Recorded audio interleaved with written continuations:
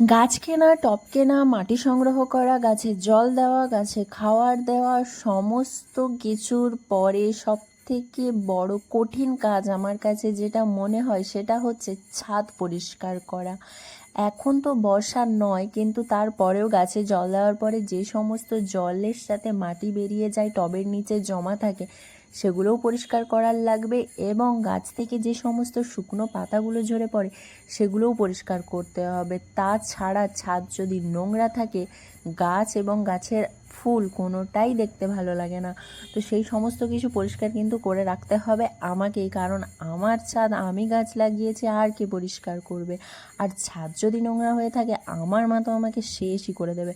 তো দুদিন ছাড়া এসে ছাদ তো আমাকে পরিষ্কার করতেই হবে। আর তোমাদের দেখে নিশ্চয়ই মনে হচ্ছে এটা দুদিনের নোংরা।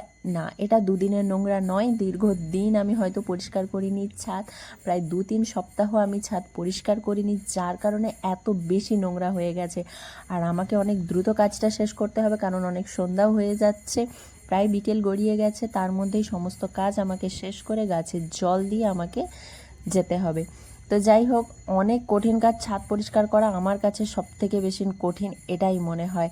তোমাদের কার কার এই কাজটাকে অনেক বেশি কঠিন হয় বলে মনে হয় আমাকে